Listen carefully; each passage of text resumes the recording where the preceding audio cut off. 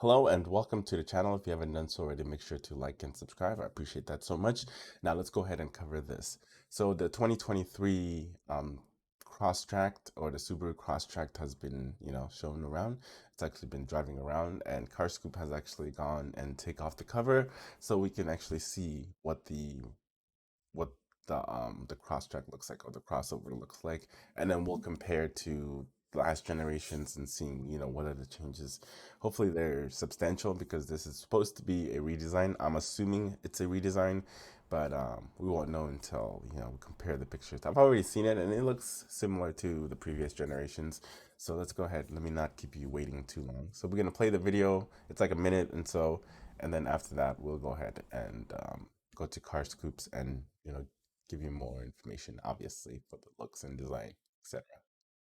Okay, I went ahead and just, muted the music because copyright, even though I am not monetizable yet, I just went ahead and just muted so you can check out the vehicle without having to hear the music in case you don't like the music. And I will be leaving the link to the video in the description. Um, So most definitely, if you want to watch the video yourself, you're more than welcome to go watch it and support the content creators that made this video. Okay, so I went ahead and did because these two pages right here are the same, the videos on this page. So I just went ahead and just, made two of the same pages and go exactly where I needed to go. So this is the prototype, you know, of the Crosstrek, and then this is kind of like Car Scoop's interpretation of what it could look like. But I do believe this is so much closer because Subaru tend to go with that whole new global platform where they're trying to have all their vehicles have the same interior, which they do. So it doesn't matter which version of Subarus or which ones you decide to buy, whether it's the Impreza, the Forester, the Accent, the Crosstrek, all the interior infotainment system are all going to be the same. It's going to have that DS DS look, which is nice if you decide to go on a higher trim from this version right here. But if you go with the base model, Jesus Christ, that thing looks ugly as hell. And most car makers now um, put all their settings, or not all their settings, but most of their settings are going to be inside the infotainment center. So everything, some stuff might be accessed through here. So you can't even change the radio if you decided that you want to go aftermarket or whatnot. You can't even change it because everything is connected into that infotainment center. Especially like right here. Let me see if I can. Oops. Let me see if I can zoom in. Like just right here, this whole panel right here, this nice display, it has your AC and everything on it on there. The only way, the only thing that you can do if you buy the very base model WRX, what I can suggest you doing is maybe buy the infotainment center from, if you want this nice one right here, buy it from like eBay or somewhere else that the car has been wrecked, and maybe it will fit because I'm assuming it should fit because they're all utilizing the same infotainment center throughout the whole lineup. Hmm. Now from this video, so we got to see a little bit of the rear, but there's no rear here, which is fine. Um, we can go right here. Let me see. Hold on, let me change the vehicle. Okay. Build this one.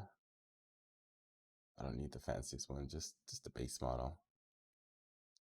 So then we can kind of like compare the back of it. Let's go with the back.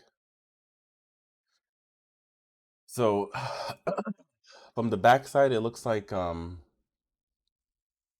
want to say it looks similar. I could be wrong, but it looks like it goes in a little bit further down. This definitely looks a little bit higher, especially from the back side of the window right here. This looks a little bit different comparing to the previous generation. And then coming down to the bumper, could be similar right here. We don't know because obviously it's covered up. but it doesn't have as big reflectors as it does from the previous generation here. Um, like I said, I've muted the music obviously for other reasons. Oh, okay, okay, okay. So it seems like the light comes out all the way right here. So if my corrections are correct, or actually, you know what? Hold on. So the light comes all the way right over here, and then it goes all the way to the side right here. You can see it. I can see it. And then it goes all the way down right here for the rear tail lights. Like that whole pattern of the wrap on it. It's like looking into it can be confusing.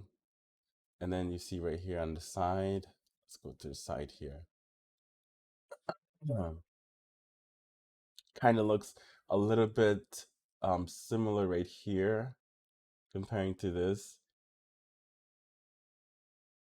Just similarities here and there. And then the front, which we're going to get a good look at the front side of it.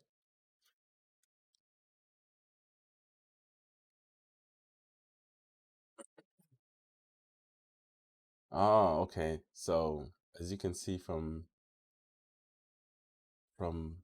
so this is definitely from the WRX. If you've seen the new redesign for the 2022 Subaru WRX, you see that they have this wheel arch and they raised the car a little bit so you can kind of go off road. And I gotta say, I'm not a fan of the new design. So, so they definitely nail this down, especially right here. I'm sure they just took it from the Subaru, because if you go to their website, go to WRX, they still don't have the new model up here for some reason. I don't know why, but they just have the 2021s. So let's go to Google 2022.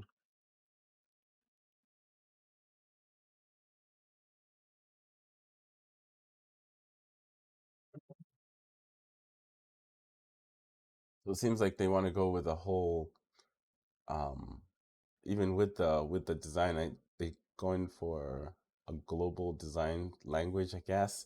It seems like it because this same wheel arch right here that's on the WRX, the new 2022 model, is also going to be on this new Crosstrek as well too.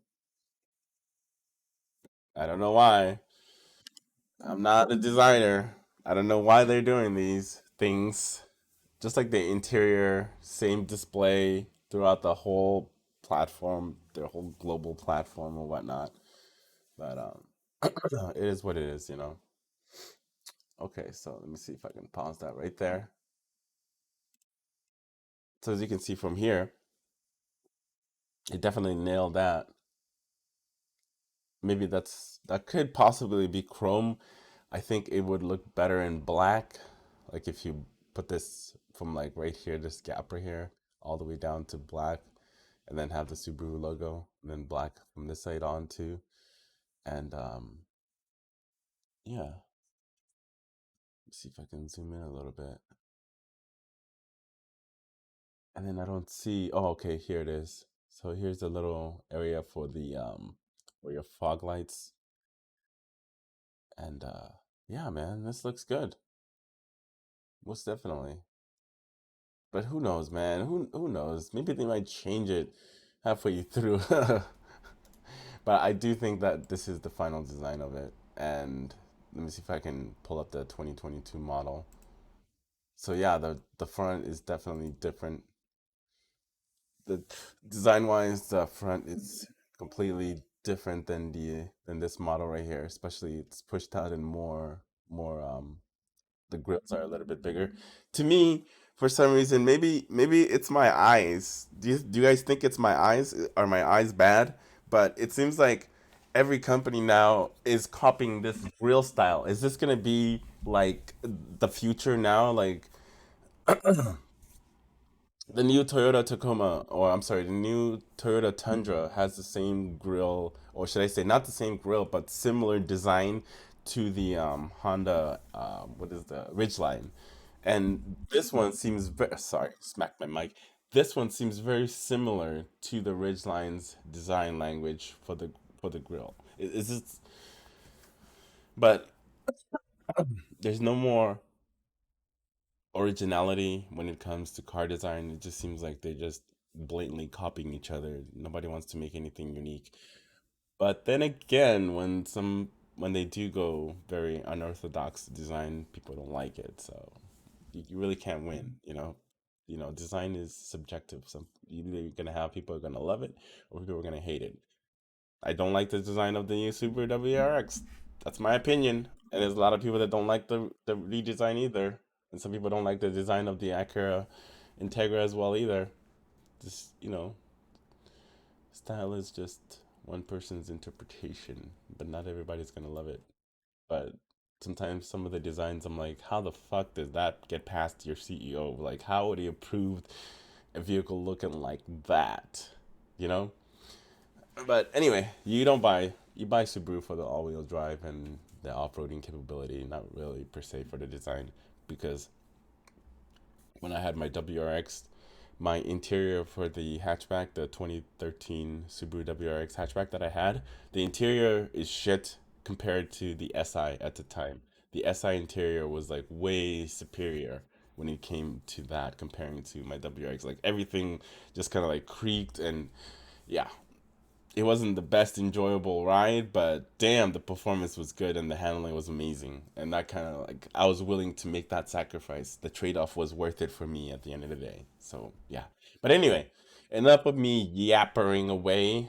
If you enjoyed the video, make sure to hit that like button and subscribe if you haven't done so already.